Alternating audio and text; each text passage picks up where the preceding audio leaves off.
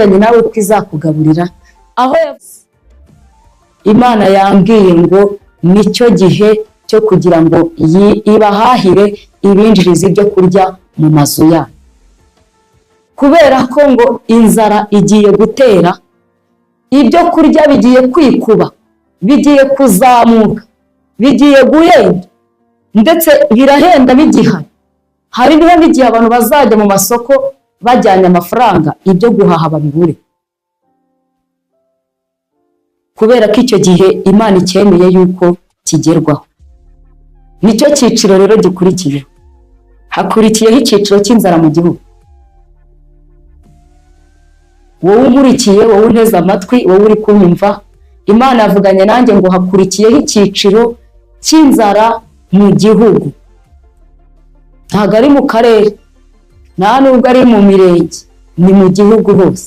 Imana rero niba yaravuganye nawe kizaguhahira, nagiye kubona mbona Imana irimo kugenda yinjiza ibiryo mu mazu y'abantu. Nta mufuka w'ibiryo wenda navuga nk'ibiro 25 bigeze mbonamo, ni ibiro 100. Ifu y'ubugari ibiro 100, bishyimbo ibiro 100. N'urwo rwego Imana yabinyeretse. Ni ukuvuga ngo nkimara kubona iriyerekwa niho Imana yambwiye ngo ije guhahira abantu, ariko irahahira abantu ifitanye nabo gahunda. Bagumye mu mwanya, bakarindira, bakihangana, ntibiyanduze, bakaba bakirindiriye ku musozi Imana yavuganiyeho nabo. Aba bantu Imana yambwiye ngo mbabwire ngo ntabwo muzakorwa n'isoni. Imana yambwiye ngo mbabwire ngo uko Imana yatungiye Eliya ku kagezi k'i Keriti, niko igiye kumenya ubuzima bwanyu. Ntacyo muzaba, muri mu bwihisho bwayo, cyangwa se murarinzwe, muriho uburinzi bw'Imana. Ibizakenerwa byose Imana izabibamenyera, kuko niyo ifite ngo inzira zizajya zituma bibageraho. Mwebwe nta nzira, hepfo no haruguru nta nzira, ariko Imana yambwiye ngo niyiremye izo nzira zo kugira ngo ibyo ngibyo ivuganye namwe mubibone, mubyakire. Ntimwirare, amafaranga yose wabona, icyo wageraho cyose, Imana iguciriye inzira ukabona amafaranga, muhahe. Wabihaha ukabibika, wabihaha ukagenda ukabyegeka hariya ukabitwikira. Ibyo ngibyo ntabwo mbizi, ariko Imana yambwiye ngo mbabwire ngo iciye inzira zo kugira ngo mubone uburyo bwo guhahirwa n'Imana. Ikimenyetso nuko abadafite amafaranga Imana igiye kubacira inzira mukabona amafaranga. Ndavugana n'uwo Imana yavuganye nawe, nushaka ube nta n'igiceri cy'icumi ufite nonaha, Imana igiye kugucira inzira zo kugira ngo ubone amafaranga, uhahe ibyo kurya byo gushyira mu nzu, kuko igihe kirasohoye, igihe kiraje, igihe kibagereyeho. Abantu bagiye kurira, abantu bagiye guhura n'umubabaro ukomeye. Umva, nabonye inyanja ikomeye cyane, kandi buri wese akwiye kuyogagizamo. Urayambutswa nuko rero hari icyo Imana yavuganye nawe, urayinyuzwamo nuko hari icyo Imana yavuganye nawe. Iyi nyanja buri wese agiye kuyinyuramo, ntabwo ari inyanja y'ikiyaga. Imana yambwiye ngo ni inyanja y'ibibazo, ni inyanja y'ibibazo bigiye kuza ntawe bitoranyije, bigiye kuza ntawe bisize, ni inyanja y'ibibazo.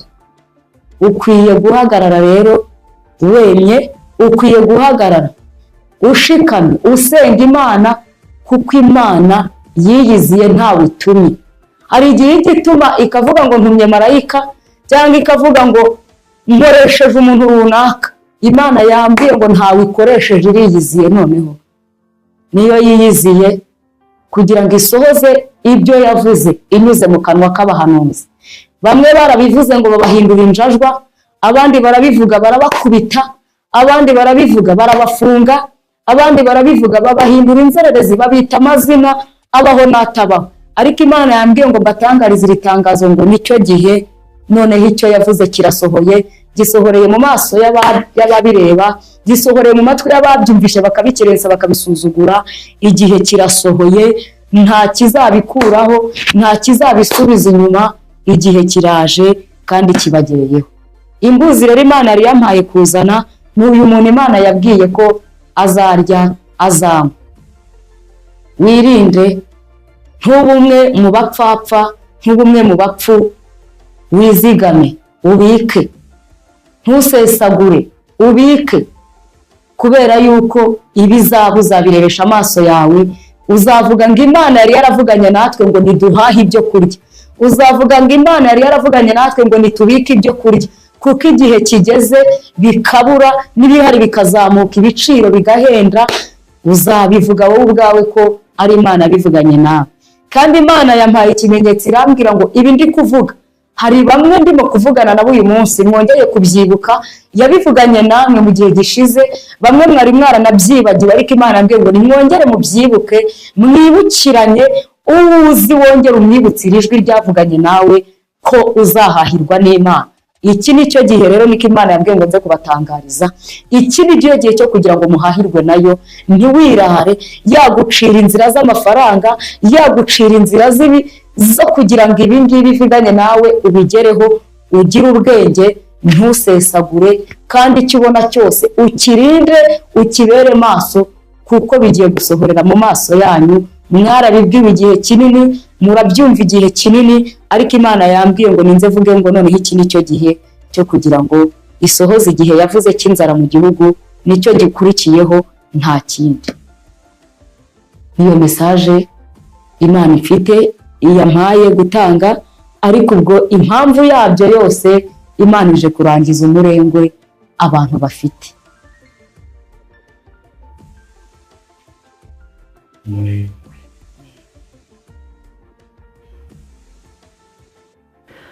Umurengwe Bibiliya ufata nk'ikintu gikomeye, kandi Imana yanga urunuka, kuko Bibiliya ivuga ngo nimupfapfa amaze kurengwa akandagira mu buki. Yego. Mutekereza agaciro ubuki bugira, uburyo buryohamo,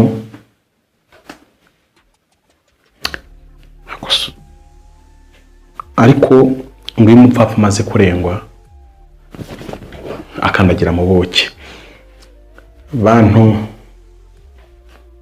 mwariye mugahaga, mujye musoma inkuru z'Abisiraheli zibabere akabariro cyangwa zibabere icyitegererezo. Mu magambo Imana yabwiye Abisiraheli bava mu Egiputa, mu gitabo cyo Gutegeka kwa kabiri igice cya 6 igice cya 8, ibiyama kwibagirwa. Yego. Kuko akenshi iyo umuntu amaze kurya agahaga aravuga ati ndazinduka cyane mba nakoze. Niyo mpamvu bisingiye ndaryama, muza amasaha aryamira, mbese muzi ukuntu mwebare mba nateye, mbese ku buryo umuntu ngo yumva ari we wabikoze kandi ntabone imbaraga z'Imana zakoze ibyo bintu. Mwabantu mwe mukora bikagenda ntabwo ari imbaraga zanyu, kuko nimurusha abandi bantu gukora, ntabwo mubarusha ucakura nabo babugira. Mu magambo wavuze, hari amagambo wavuze ukotinga amagambo mu gitabo cy'itangira igice cya 41, Yosefu asobanura inzozi za Farawo. Yamubwiye ngo hagiye kubaho imyaka 7 y'uburumbuke izakurikirwa n'imyaka 7 y'inzara. Anamugira inama y'igikorwa, aramubwira ngo umuhunike, mushaka ukuntu muhunika. No mu magambo wakoresheje wavuze Imana yaguhaye nuko banakwiye kujya guhunika. Turi mu gihe impeshyi mu Rwanda yabaye ndende cyane, usibye no mu Rwanda no ku isi yose bagize ibibazo by'amapfa. Ndeba mu binyamakuru nka za BBC n'ibindi binyamakuru mpuzamahanga bandika bavuga ko mu bihugu byinshi byo muri Afurika y'Amajyepfo, ubwo ni muri za Namibia, za Zambia, za gutyo, bagize amapfa maremare kugeza ubwo hari igihugu ntabwo narebye neza mumenye nibuka iyo nkuru, ariko bafashe umwanzuro ko bagiye kwica inzovu ingwira 100,000 gutyo, kubera nyine ikibazo ngo abantu babuze ibyo kurya. Niba izo nzovu bazazirya, niba zizava mu mwanya noneho bakabona ibyo kurya zaryaga, sinzi ikintu bazabikora, kuko niba barafata icyemezo ngo barakiriga uko bazabikora. Ariko ibaze aho inzara itera mu gihugu bagafata umwanzuro wo kwica inzovu. Muzi ko imiryango mpuzamahanga yafashe umwanya cyangwa umwanzuro ariko ibi bintu reka nicare imbere ya kamera